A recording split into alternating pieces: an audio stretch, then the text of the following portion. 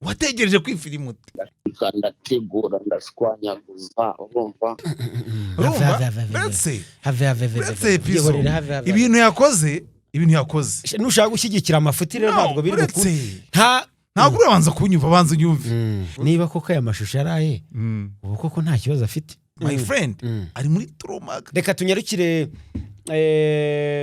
kuri chateau abantu bavuzeho byinshi cyane ne natangiye mbivuga ejo wari nkubitiye ahangaha ako nari nakubwiye ni nitwa Solange Mucyo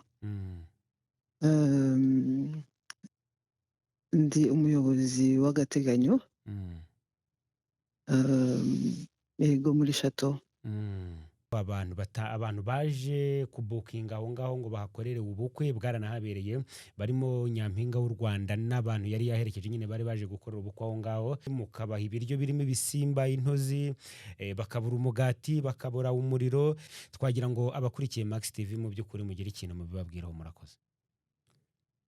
Bon ibyo bintu bimaze iminsi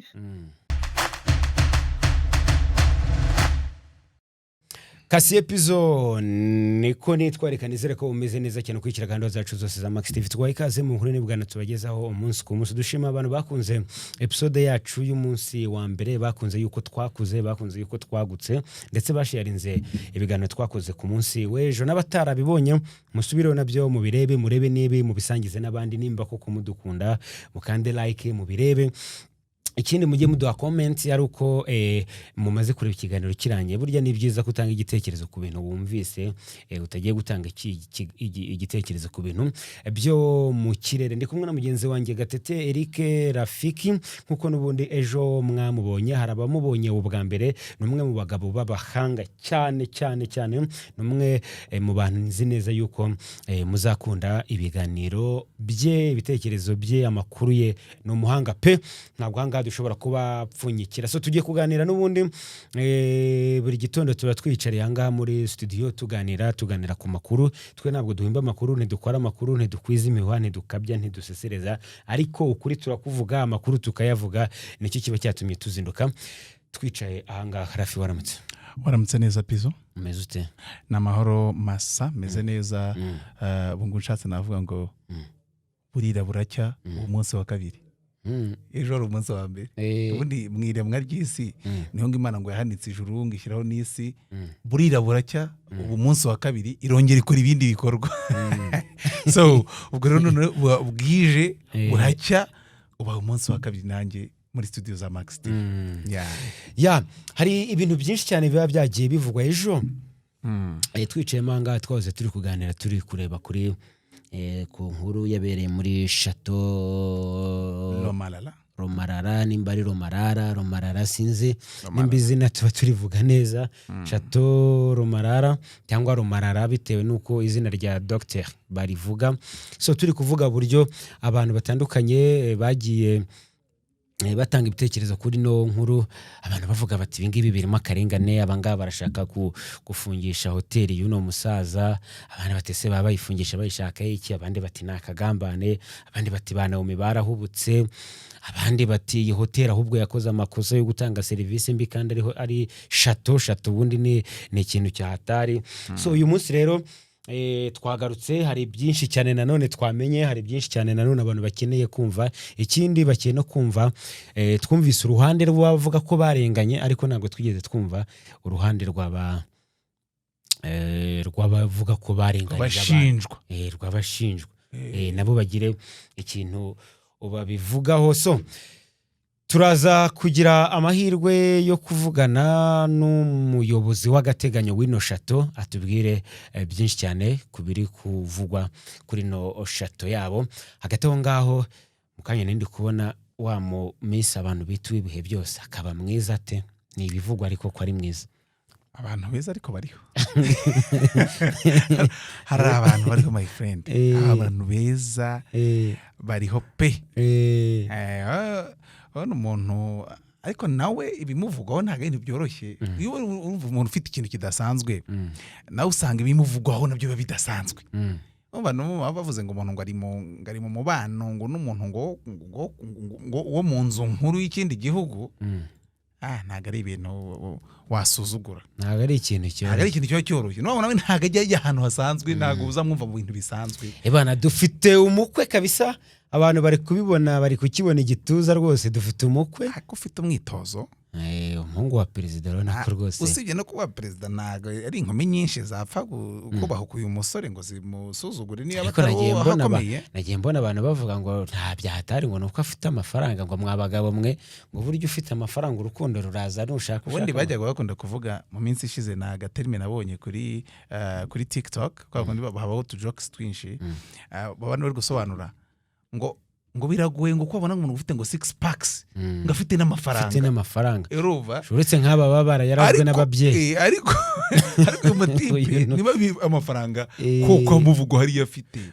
akaba afite n'iriya 6 packs wiboneye, my friend, yujuje ibyangombwa byose da. Ariko burya aranasa neza. Nigeze kubona ngo burya umugabo cyane cyane iyo amaze kugera ku myaka nka 30 kuzamura, either uri umukire cyangwa urazwi, burya ubwiza ngo kugaragara ukumeze, burya kenshi abagore nta kintu biba bikivuze. Iyo wamaze kuba umugabo utangiye kwegera hejuru mu nshingano, udashobora kugura ibintu byose bikenewe, ugure n'ibintu byo gupfusha ubusa. Umugore agukurikira ufite kudufana ibivuga, ufite kudufaranga cyangwa uzwi, ibyo nta na kimwe. Burya handi ngo uburyo buri mwinege ku buzima burya ntago natandukanye imyumvire n'abo bantu, kuko ubundi umugabo ni provider mu busanzwe, nubwo atari ihame kuko hari n'abagore baprovidinga, ariko ubundi muri nature y'abagabo, umugabo agomba kuba ari provider, agomba kuba ari umuntu ufite ikintu atanga, ukemura ibibazo byagaragaye, byaba bigaragajwe na famiye ye, byaba bigaragajwe na famiye aho yashatse, byaba bigaragajwe n'inshuti ze. Umugabo agomba kuba ari provider. Umugore w'akabiki, umugore akaba manager.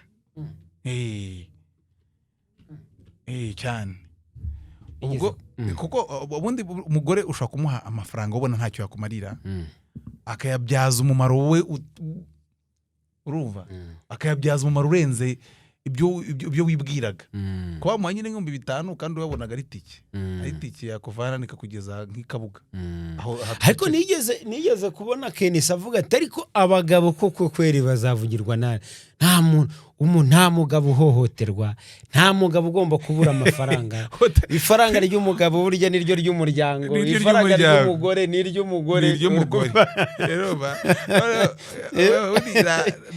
Ari buri munsi nkabonye kandi akantu maze kubona inshuro nyinshi, akantu ka Maji yavuze avuga ati umugabo yo kwita umugore ati umugabo ahita amwita itungo, uwo mugabo ari imbwa, kwita umugore ugatinyuka.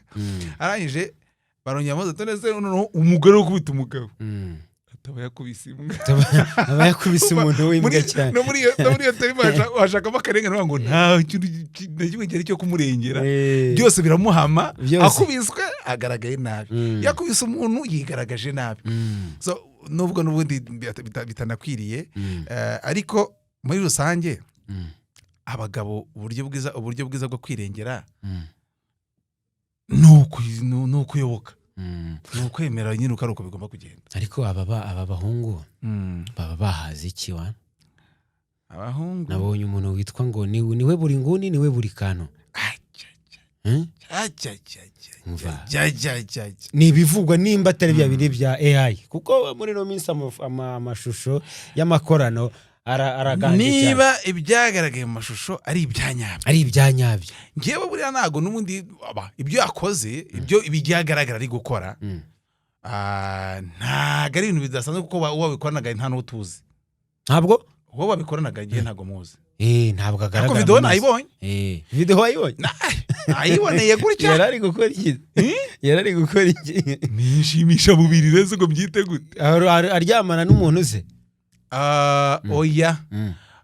Kuryamana ntago yakoreshaga ikindi gice cy'umubiri mu myanya ndangagitsina y'undi muntu.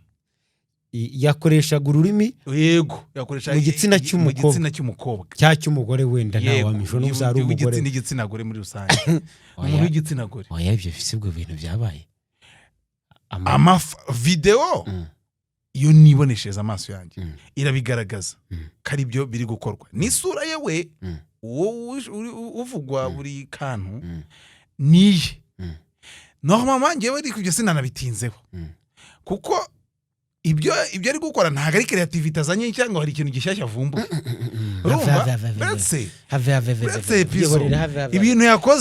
ibintu yakoze nushaka gushyigikira amafuti rero ntabwo biri gukuri ntabwo urabanza kunyumva banza unyumve ibi ngewe ntabwo ndi kuba ibintu yakoze nta creativity nta kidasanzwe kiri mu byo yakoze abandi bantu batakoze ntago ari nyina ikintu gishyashya avumbuye ariko si iby'Rwanda si iby'Rwanda nimba binabaho u Rwanda naho turahagera abona wenda by'ijyana atari Rwanda ariko kugeza nge buriya ikiba kitunguranye kugeza ku rwego umuntu yifata video nyine muri ibyo bikorwa ubundi ni video abazakoresha iki ni video ni iki gitekerezo cy'inyuma yo gufata video uri muri ibyo bikorwa byibanga ko nibyo byitwa ibikorwa byibanga haba gukora imibonano mpuzabitsina byitwa igikorwa cyibanga urumva n'imyanya gikorerwamo byitwa imyanya y'ibanga iyo ufashe video kugira ngo wikamere gukora ibyo bintu byibanga iba ari archive ushaka iba ari urwibutso igitekerezo kiri inyuma y'ibyo bintu ni igikorwa ukoze ubwa mbere ndavuga uti ntazibagirwa ko ari ubwa mbere ari ahantu agikoreye mba ndi kwibaza cyane igikomeye ni iki kiri inyuma yo kwikamera umuntu ari mu bikorwa by'ibanga kugira azajye yibuka ibihe byiza yagiranye n'uwo muntu niko bavuga ni ibintu ushobora kwibagirwa wamunsi ubikoze ubyishimiye ngenge mpita numva ahubwo umuntu wamugumana mukagumana bugufi kugira ngo utazabyogirwa uvuga umuntu ukamugumana bugufi agahita mugira nk'umugore cyangwa se agahita aba nk'umukunzi wawe niwe mwari muri gutetsa ko kujya ku rwego mujya gukora biriya bintu ari umuntu muganire byimbitse icyo mba numva si icyo yakoze icyo mba numva ni ukugera aho wifiri muri icyo gikorwa ese ko nabonye abantu bumiwe bati byagenze biti kugira ngo umuntu nuko abantu benshi muri iki gihe basigaye bijijisha ese bira ni ibintu bisanzwe ikigara abantu barabikora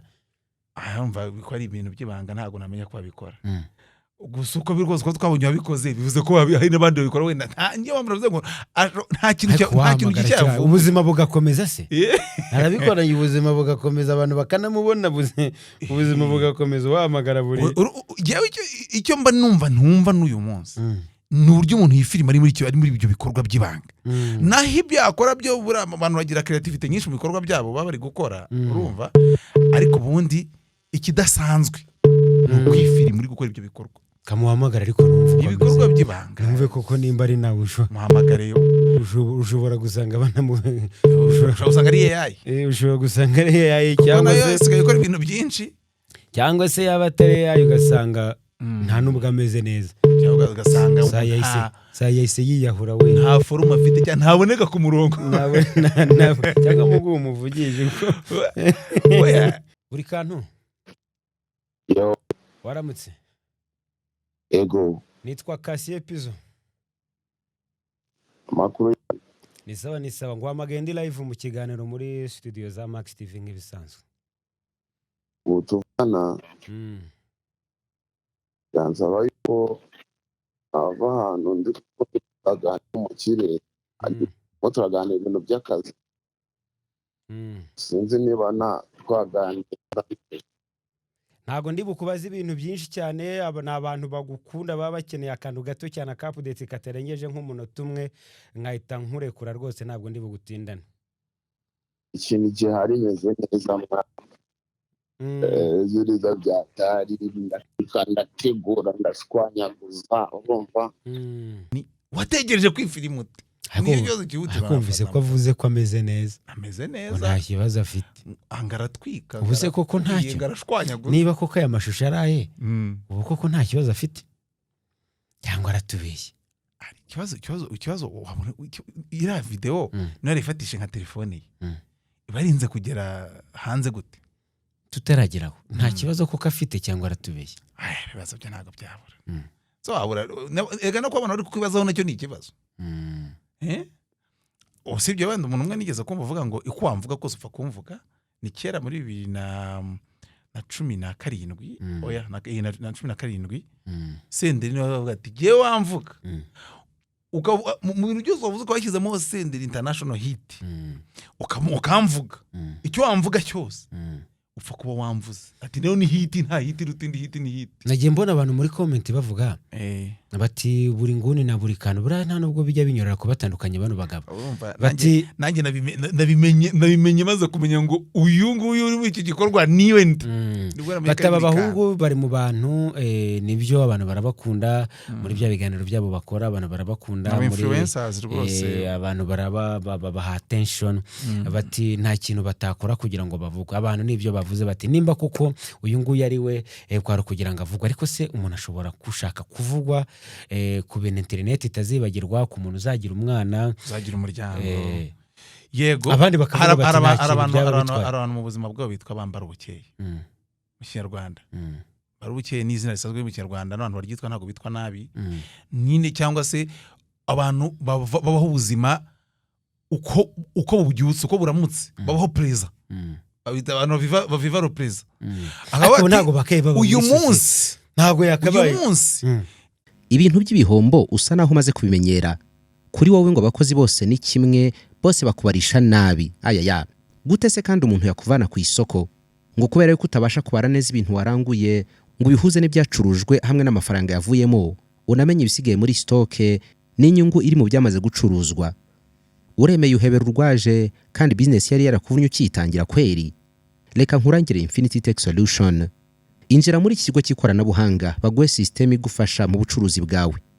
Wowe ufite restaurant, akabari, coffee shop, bistro, supermarket, warehouse cyangwa ubundi bucuruzi runaka, Infinity Tech Solution yavugusa umuti w'igihombo giturutse ku mibare.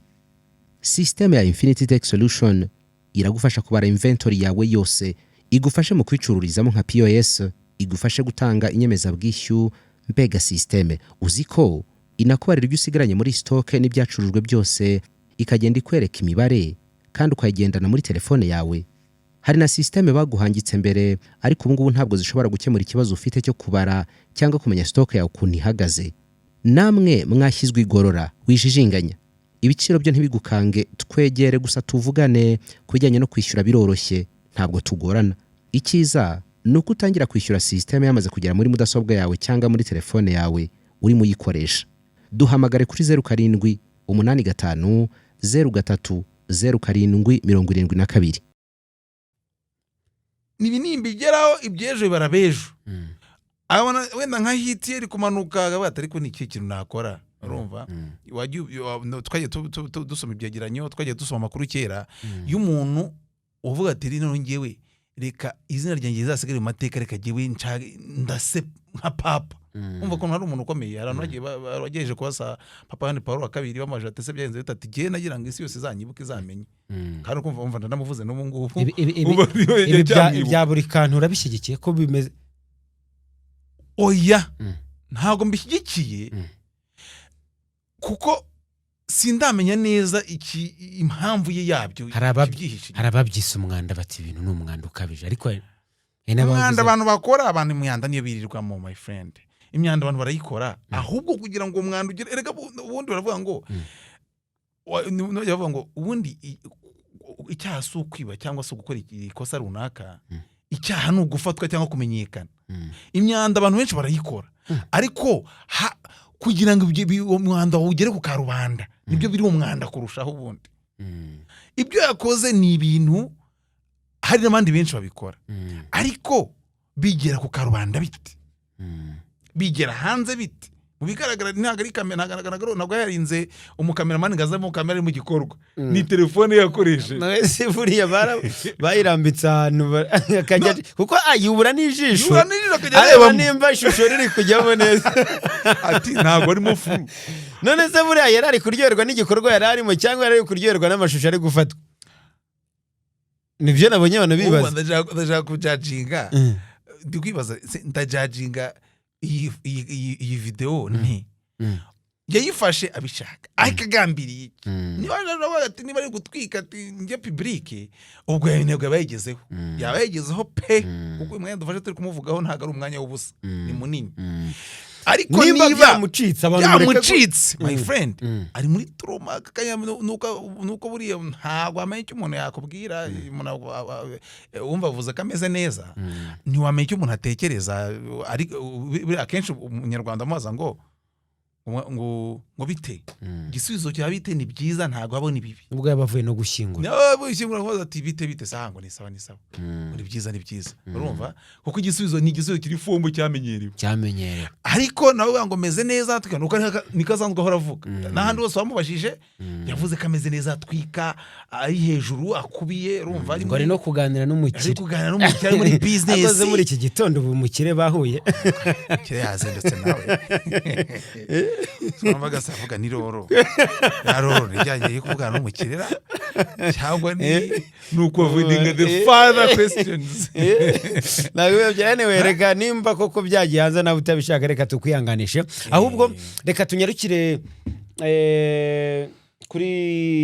kuri chateau abantu bavuzeho byinshi cyane ne natangiye mbivuga ejo wari nkubitiye ahangaha akora nakubwiye ni amafoto ongera mbise amafoto nta bitekerezo biyatangeho nkwibutsa n'ifoto y'abantu basenyaga umuhanda no mbisuyemo amafoto kwizera amafoto n'izi mbuga nkoranyambaga turi kubona hanze nabonye aka video reka nkubwire ujye kuri Twitter urakabona aka video Nzeyimana Rukumani ya umunyamakuru wa RBA yashyize ari gusobanura avuga ati ariko abantu bavuga ibyo bavuga ati promotion n'ibiki byose ati ibyo biryo bahawe dore ngibi yerekana aka video k'ibyo byo kurya atari zira dodo ira dodo n'umutwe w'ifi n'ikijumba gitogosheje n'imyumbati ifite imisi urumva nohise koko kuri Twitter yari Rukumani Nzeyimana kangeho nde hariyo video ati dore ibiryo abantu bahawe atahubwo ati ati abantu ibyo baba avuga ibya promotion ari gusobanura wareba ibiryo koko none bya hotel ubundi ibiryo yashyizeho ni bya hotel ariko ibindi byari bibiri ruhande nyine bira twakomeje kubona ku mbuga nkoranyambaga bagyo babigiye bakora n'utu emoji ibi nibyo bya hotel wari ibiryo bya hotel noneho ibyo ni ibiryo bya hotel ruva ibi byereka abantu rwose abanyarwanda byibonere wabona ari ibiryo bya hotel none byo muri Chateau ariko bira bintu nawe rero mpamvu ngo ngiye amafoto yo akoreshwa ku mbuga nkoranyambaga ntiwamenya ngo yafatiwe he yafashwe ryari byagenze bite urumva mu by'ukuri haba hari byinshi nyoko ifoto uyu munsi kuyisobanura ubu byajyamo ribu bikajyamo abantu bazi gusesengura ibyo bita gusesengura amafoto video ze kwidakinika iraza yawe yarakinika rwose harimo n'utujwe kwidakira akantu k'agasosi aho gatereka ntambuke gusa none ngo nyakubita agatima nkavuga ni ariko twibuke ko hano hamaze iminsi 3 ushaka kubinyo ari ibiryo by'umunsi umwe ndebe kwa muzoso wakimu ko nta kintu yashyizeho urumva so rero muri havugwa byinshi cyitwa ifoto ngewe ndapinga much attention kubera ko wazashiduka urihurimireho umuntu ibisinde uri kumucira urubanza ku ifoto itariye niyo mpamvu urayiboneye iyo video ona ibyo biryo bibone none ko ari byaba ari bya hotel ariko ko ari bikera manari yanga n'ubonese nago n'ujye mu hotel barya byinshi bazara turi kubinenga ubuke ariko nabyo babinenze ubuke iriya meri ni nyeya umutwe w'ifi egari umutwe w'ifi n'umwumbati ibi nibyo byo muri hotel barigenda bahiho n'agasosi kubona ko bari kugenda babiha ibirungo urabona ko ari ibiryo biteye amabengeza ako mwumbati ufite umuzi muri hoteli y'inyenyeri ntaramenya umubare kuko ashobora kuba ari nyinshi ntabwo byapfa koroha so ku giti cyanjye niyo mpamvu navuze ngo kujajinga ifoto birimo ingorane bibamo amagorane menshi rero ariko uko biri nuko havugwa byinshi social media izi mbuga nkoranyambaga tubaho wazashiduka zagukoresheje zakugushe muri penalty yagushyize mu ntambwe 18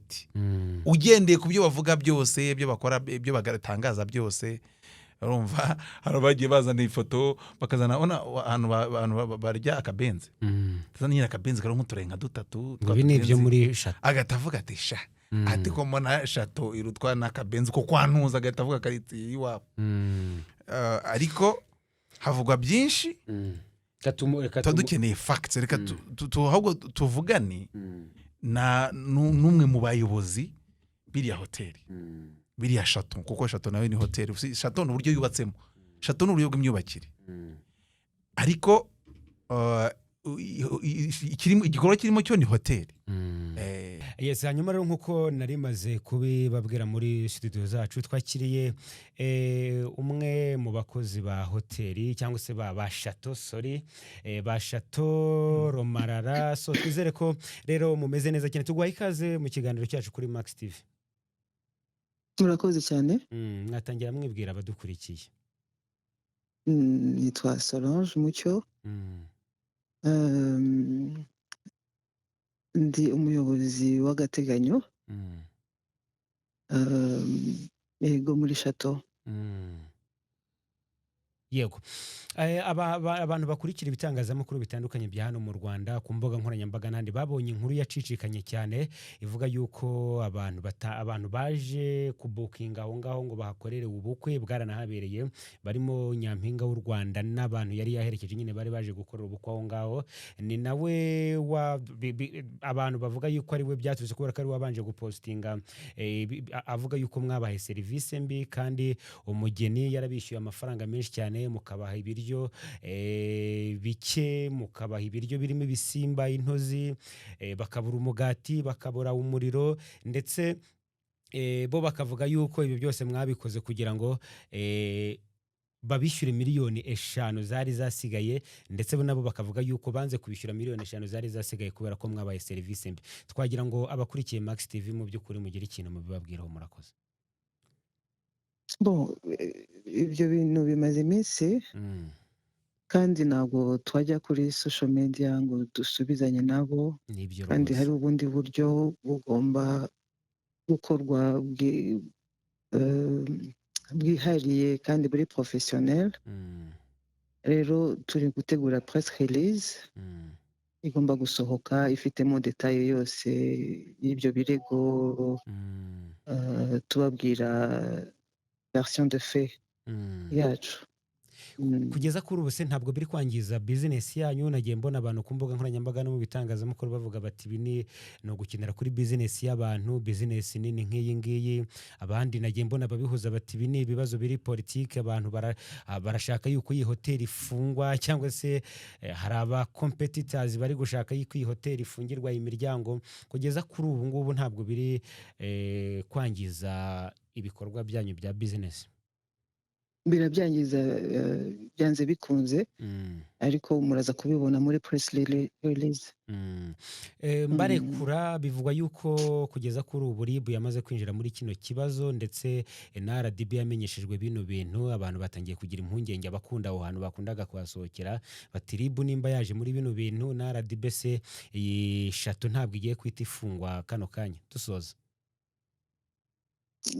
Biraza gukemuka ndumva batagira ikibazo kubera ko natwe tubirimo kandi n'ubuyobozi turi kuvugana nabo ntibagire impungenge. Ubwo abantu bakunda iyi hoteli yanyu ndetse n'abasanzwe bakunda ibikorwa byanyu muri rusange ubwo bari buze kubona ukuri wenda kundi batumvise ahangaha ku bijyanye na serivisi mbi mushinzwa cyangwa se abakiriya banyu bavuze yuko mwabahaye ndakeka muri iyo press release muza kubivuga mu buryo burambuye. Biraza kuba birimo byose. Okay, murakoze cyane turabashimiye ubwo niza gusohoka abakunzi bacu n'ubundi nayo baraza kwibona. Murakoze. Akazi keza. Murakoze cyane.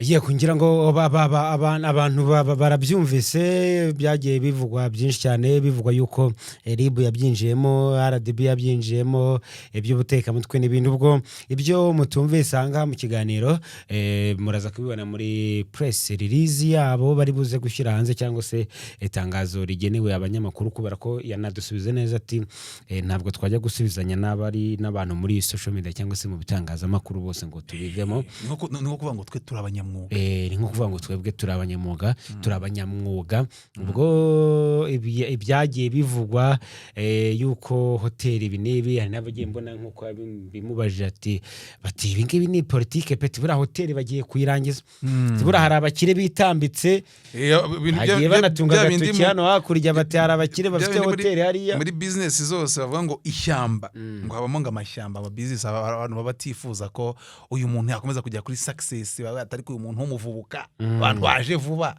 atiko mbona bashaka kudufatana hose ko ari hari abari kujya abantu bose ko ari bari gukunda hakazamo ibyo by'ishyamba ariko press release bari busohore nk'uko Solange bitubwiye iraza kuza isobanura byinshi iraza kuza yabitubwiye ati haraza kuba harimo izo details zose bari kwibaza ibyo abantu bose bibaza gukemura ati ko ntitwasubizanye na buri muntu ntitwanasubizanye n'abantu ku mbuga nkoranyambaga turabanyamwuga ariko ati business yo biri kwicira business kutwicira ibikorwa kwangiriza business niba n'umuntu utaruzi iriya shato akaba yimenye bwa mbere bari kuvuga ari amagambo my friend bari kwangiza business y'umuntu baze ubyuse mu ngo ngo harango ntuzajye urabyuka kera bari bavuga kera pezo urabyibuka tukibaza Butare bati ibiraha byo kwa kanaka igihe tukirya ibiraha no ku bushobozi bw'abagabo bukibyemera muravuga ngo ariko ngo harango naho ngo byiza ngo harango bushize ngo nariyemo ngo ikirango kirimo ngo wasigaye batekamo ngo imisereba ngo nabanyemo ngo umurizo w'umuserebanya wasubira yose akabantu baravuga business abayishe my friend nawe zindi kureba Miss Naomi nubwo nawe yavuze yihanije abantu bavuga yihanije abantu basetse umugabo we cyangwa se bataramye umugabo we ku mbuga nkoranyambaga bavuga yuko yateze imodoka igendera mu abantu benshi ngo yateze bisi wabuye n'akamodoka ngo bateranye bamugure Prius koko kandi ariko nese ako transport public nta kintu itwaye mu busanzwe my friend nese transport public no kugenda n'abandi bukena muganira igahagara kuri arete mukungurana ibiti ukabona buriya transport public hose ku isi ni kimwe mu bintu bifasha no kugabanya jam kugabanya congestion byabyo uyu mugabo ni umukira abantu bavuze bati uyu mugabo ni umukira agiye muri transport public bitwaye iki kandi yakagombye kuba afite nyine transport ye ari byo abantu bavuga agura na private jet bati umuntu warongoye Miss igendamo abandi bati umuntu warongoye Miss wibihe byose umuntu bivugwa yuko afite ama business akomeye hano mu Rwanda ndumva yarishishije bugufa kegendana n'abandi bantu akagaragaza ko atiremereza atari umuntu wigira igitangaza amafaranga nkaye wayigendamo nayigendamo rega zira modoka zifite isuku kwarabo zira modoka kwara abakire benshi tutajya tubona bari n'abantu nyine bavubuka bakize bo batamenye ibyo gukira ubundi umuntu wakize urumva wakize usanga atiremereza bya nabyo abantu babita abantu vorish abantu vorish ni busanga agenda akaboko uguze imodoka bwa mbere maranye nk'icyumweru abagenda atera pisi n'abatamusuhuje hari umuntu duhamagaye twari twigeze guhamagara Apotre Mutabazi turi mu kiganiro